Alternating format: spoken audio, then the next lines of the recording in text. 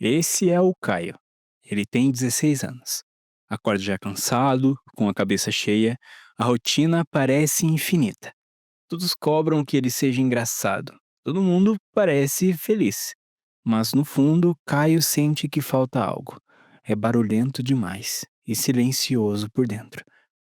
Um dia depois de um dia ruim, Caio entra na biblioteca. Entre livros empoeirados, ele encontra um velho. Então Caio pega. E o que ele descobre muda tudo. Você já se perguntou se a Bíblia é só um livro antigo, cheio de regras, histórias atípicas, serpentes que falam, mares que se abrem, ossos que voltam a andar? Pode parecer real, mas e se essas histórias falassem mais sobre você do que você imagina?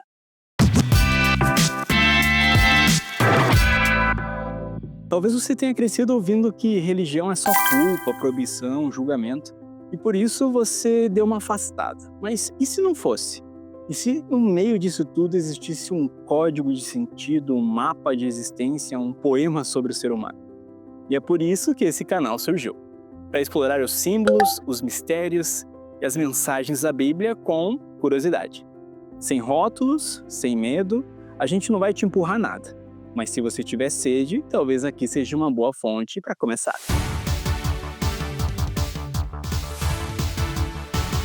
A Bíblia não é um manual científico, mas uma coletânea literária viva. Quando você abre a Bíblia, não está segurando um manual de química ou um guia de engenharia cósmica. Está segurando uma biblioteca cheia de gêneros, vozes e estilos, escrita ao longo de mais de 1500 anos. Em 3 continentes, por mais de 40 autores diferentes. A Bíblia é composta por 66 livros no cânon protestante, escritas em hebraico, aramaico e grego, entre cerca de 1500 a.C. e 100 d.C. Existe uma diversidade muito grande de gêneros, poesia e cânticos, por exemplo, os livros de Salmo, Cânticos dos Cânticos, narrativas históricas, reis, crônicas e atos, profecias visionárias, o livro de Isaías, Ezequiel e o Apocalipse, cartas pastorais e teológicas, as epístolas paulinas, os Romanos e Gálatas, Provérbios e Sabedoria, os livros de Provérbios e Eclesiastes, e a literatura apocalíptica, como por exemplo Daniel e Apocalipse. Cada gênero tinha uma função. Por exemplo, Salmos era como canções meditativas, escritas para serem cantadas coletivamente ou na intimidade. As epístolas eram cartas circulares, lidas nas comunidades para orientar o comportamento e a espiritualidade. As profecias muitas vezes eram críticas sociais e políticas, usando imagens fortes para alertar o povo e não previsões de calendário. É como se cada livro fosse um episódio de uma série, com diretores diferentes, gêneros diferentes, mas um tema central: o relacionamento entre o divino e o humano. A ciência moderna nasceu milhares de anos depois, baseada em método experimental, quantificação e reprodutibilidade. A Bíblia ela não descreve processos atômicos, células ou cosmologia matemática. Ela descreve intenção, sentido e relacionamento. Quando em Gênesis fala haja luz, o foco não é astrofísica, mas ordem surgindo do caos, uma verdade espiritual expressa em forma poética. A ciência nos explica como as estrelas nasceram. A Bíblia nos lembra por que olhamos para elas em silêncio. A Bíblia possui mais de 2.300 metáforas identificadas por estudiosos literários. Aproximadamente 1/3 do Antigo Testamento é poesia, especialmente os livros proféticos. A literatura judaica antiga usava intensamente paralelismos, ou seja, repetir ideias em formatos diferentes. Não porque eram redundantes, mas porque assim fixava as verdades no coração. O livro de Salmos é um exemplo clássico disso. A Bíblia não é um mapa astronômico, é uma carta de amor cósmica. E como toda grande arte, fala menos sobre moléculas e mais sobre os milagres da própria alma. Você já chorou vendo um filme que você sabia que era ficção? Já se sentiu inspirado por uma música mesmo sem entender todas as palavras? Isso acontece porque nossa mente não é apenas lógica, ela é simbólica. O cérebro humano, ele pensa em histórias, não em lista de fatos. Estudos de neurociência mostram que quando ouvimos histórias, as mesmas regiões cerebrais se ativam como se estivéssemos vivendo a experiência. A metáfora abre áreas emocionais e visuais do cérebro, permitindo que verdades profundas sejam absorvidas inconscientemente. Na antiguidade, a gente não tinha Google, TikTok ou escolas formais.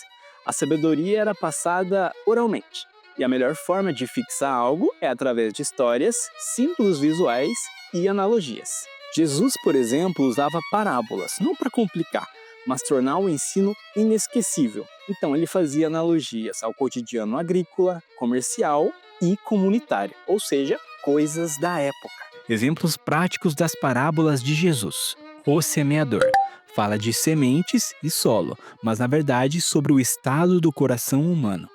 O filho pródigo vai além de uma história familiar, fala de graça, perdão e retorno ao propósito. O bom samaritano não é só um conto moral, mas um ataque simbólico às barreiras culturais e religiosas da época. Símbolos no Antigo Testamento. A serpente no Éden. Ela não é apenas um animal, mas é uma forma de trazer o conceito do engano e da escolha moral. A Arca de Noé, ela não fala apenas sobre um barco, mas um símbolo de salvação e o novo recomeço. O maná no deserto não é só sobre comida, mas sinal de dependência diária e provisão divina. Trazendo para os dias de hoje, é como se a gente falasse o seguinte: assistir Interestelar não é apenas para aprender astrofísica, mas para sentir o peso do amor e da passagem do tempo. Na Marvel, o martelo do Thor não fala sobre metalurgia, mas sobre dignidade e caráter. Do mesmo jeito, a Bíblia usa histórias e imagens para falar do invisível, do profundo e do eterno. Então, símbolos e metáforas são ponte entre o que vemos e o que não vemos, entre a mente e a alma, entre nós e Deus. Mais de 35% dos evangelhos são compostos por parábolas ou metáforas. Jesus foi chamado de Rabi, mestre, mas ele raramente deu uma aula direta no formato lógico. Ele preferia perguntas, histórias e provocações. Culturas antigas como a egípcia, hebraica, babilônica e a grega usavam a mesma estrutura: ensinar valores universais por meio de mitos e histórias simbólicas. Porque algumas verdades não cabem em fórmulas, elas precisam nascer do coração.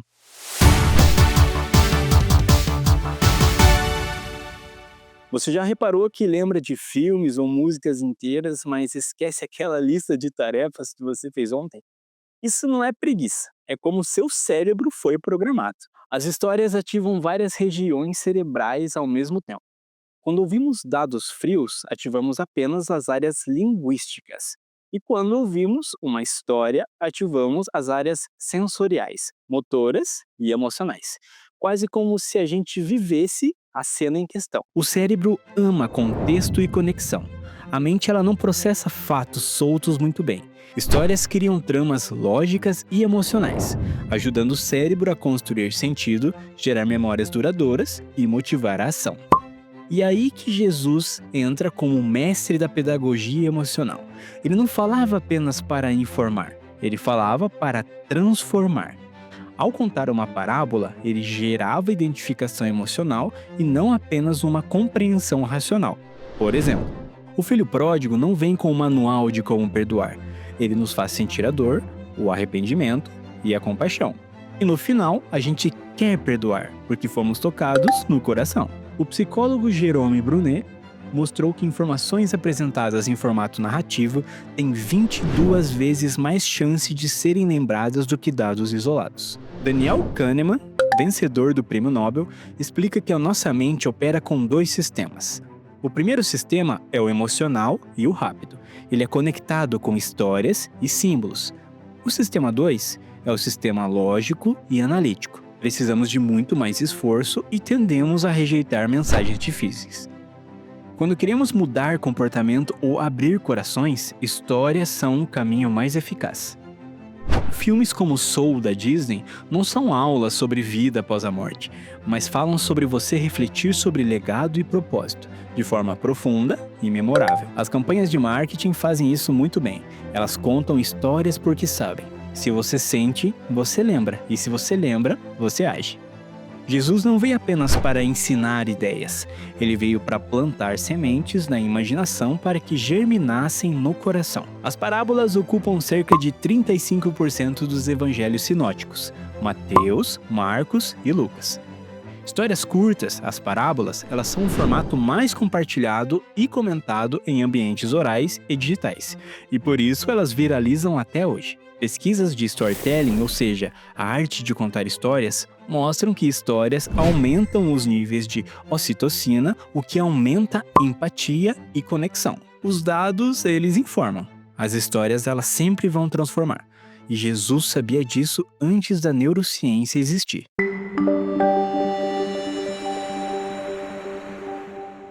Você já sentiu que está sempre correndo, mas sem saber exatamente para onde? Já se pegou perguntando, é só isso? Trabalhar, comprar, então repetir? E aí que eu te apresento o paradoxo da era moderna. A gente tem tudo, mas a gente vive no vazio. A gente vive na geração com maior acesso à informação, conforto e tecnologia da história. Só que ao mesmo tempo a gente enfrenta índices gigantescos de ansiedade, depressão e sensação de vazio. O relatório da OMS de 2022 mostrou um aumento global de 25% nos casos de ansiedade e depressão desde 2020. E o termo vazio existencial de Viktor Frankl virou uma epidemia silenciosa. Mesmo quem tem tudo sente um buraco interior. E através de uma pesquisa de 2023 da Gallup Global Emotions, mostrou que 44% das pessoas do mundo relatam sentir tristeza frequente, mesmo com estabilidade financeira. E um outro estudo de Harvard, talvez o estudo mais longitudinal, mais longo já feito, confirma: o que mais prediz a felicidade e longevidade são relações profundas e sentido, não conquistas materiais. E é aí que a gente começa a entender que o GPS existencial está quebrado. As redes sociais vendem um roteiro. Viva intensamente, siga os seus desejos, você se basta, mas desejos são como água salgada. Quanto mais você bebe, mais sede você sente. E o filósofo francês Pascal já dizia: existe no homem um vazio em forma de Deus. A Bíblia não veio para ditar como viver cada detalhe, mas para mostrar por que a gente vive. Ela não entrega um mapa fixo, mas ela vai te entregar um compasso moral e espiritual. Ela não vai escravizar com regras mortas, mas ela vai libertar com princípios vivos. Versículos que falam disso. João 10:10. Eu vim para que tenham vida e a tenham em abundância. Salmo 42:2. A minha alma tem sede de Deus, do Deus vivo. Mateus 11:28. Vinde a mim todos os que estáis cansados e sobrecarregados, e eu vos aliviarei. A psicologia moderna fala de ressignificação, a capacidade de reinterpretar dores e construir propósito. A Bíblia fala isso há milênios, transforma histórias de dor em histórias de sentido. José traído, líder que salva uma nação; Moisés exilado, libertador. A neurociência mostra que a espiritualidade ativa áreas cerebrais ligadas à empatia, compaixão e sensação de conexão. Estudos da Universidade de Utah, em 2016. Então, você não é um acidente cósmico. A ciência sempre vai descrever os mecanismos, mas nunca o propósito. A fé, ela oferece essa narrativa. Você é uma obra intencional e não apenas uma estatística cósmica. Em Salmo 139, do 13 ao 16, fala: Tu criaste o íntimo do meu ser, teus olhos viram o meu embrião. A Bíblia não é um contrato de aluguel cheio de cláusulas. Ela é uma carta de amor, rasgada por tempestades, mas intacta na essência. Ela é como uma trilha na floresta. Você pode até escolher sair, mas se quiser voltar, ela ainda vai estar lá. Jesus foi um dos maiores libertadores de estigmas. Ele falou com mulheres em público, em uma cultura que proibia, abraçou leprosos e marginalizados e rompeu barreiras éticas. Então, a mensagem central, ela traz consigo o seguinte tema: o amor liberta mais que a lei. Então não se trata apenas de obedecer regras, mas de recuperar a identidade e significado. A espiritualidade é menos sobre controle moral e mais sobre cura existencial. O Evangelho não diz, seja bom e Deus vai te amar. O Evangelho diz, Deus já te ama. Vem redescobrir quem você realmente é. O filósofo Charles Taylor fala que vivemos na era do self-autônomo, onde cada um se sente perdido porque quer construir sentido sozinho. A Bíblia oferece comunidade, narrativa e propósito. Você não caminha só, não decide tudo só e não carrega tudo sozinho. A Bíblia não veio para criar jaulas, ela veio para abrir portas. Não para sufocar, mas para lembrar que você já foi sonhado, desejado e chamado à vida plena.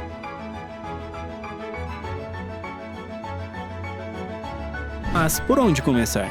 Talvez depois de tudo isso você esteja pensando, ok, eu entendi, mas por onde eu começo? Eu nunca li a Bíblia e eu não sei nem abrir. E agora? Na psicologia moderna, a gente chama isso de overchoice, ou seja, o paradoxo da escolha. Quando temos opções demais, a gente geralmente fica paralisado. E alguns dados da Universidade de Colômbia mostrou que pessoas tomam decisões mais rápidas e felizes quando recebem poucas opções claras, não listas infinitas. E a Bíblia pode parecer um labirinto. São 66 livros, milhares de capítulos, uma linguagem antiga. É totalmente normal a gente ficar perdido. Todo explorador começa sem um mapa detalhado. E é aí que eu te apresento o primeiro passo. Começar pequeno. Você não precisa ler tudo, você não precisa entender tudo. E você também não precisa começar em Gênesis só porque é o primeiro. Comece pelos evangelhos. Se quiser entender o coração da Bíblia, comece por onde Jesus fala e vive. João, por exemplo, é quase como uma carta de amor espiritual. Simples, profundo e direto. João é o mais relacional.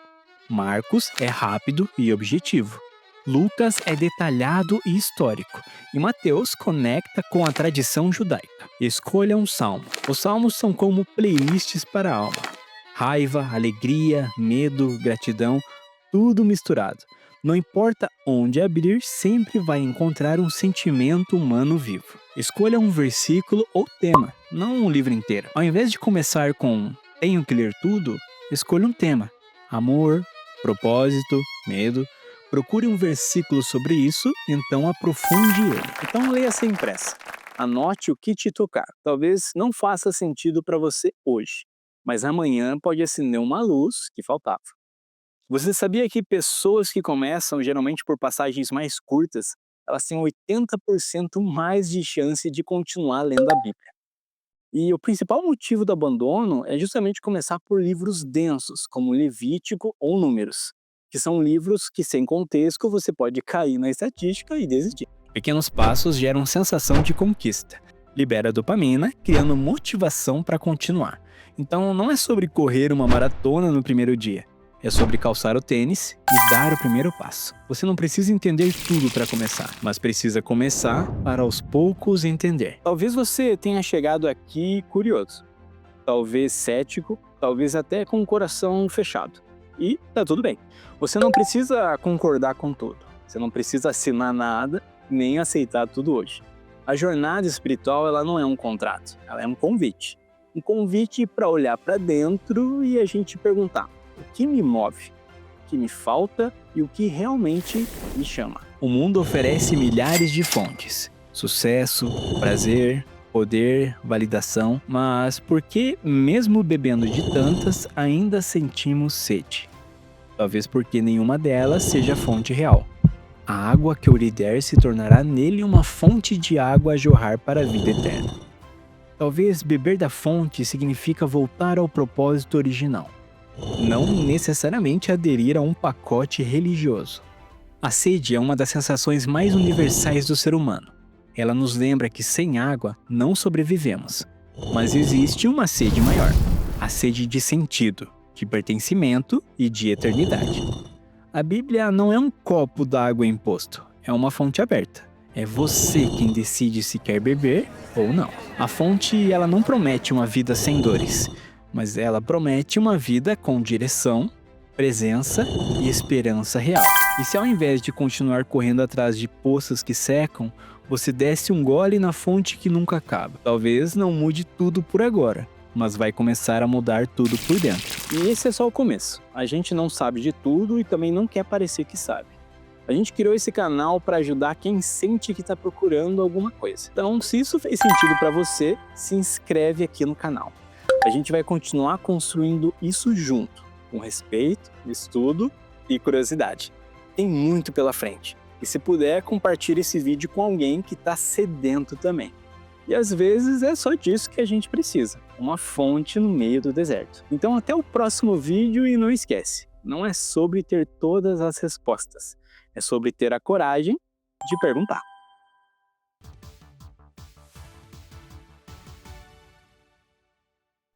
E se esse vídeo fez sentido para você, então deixa seu like e se inscreve aqui no canal.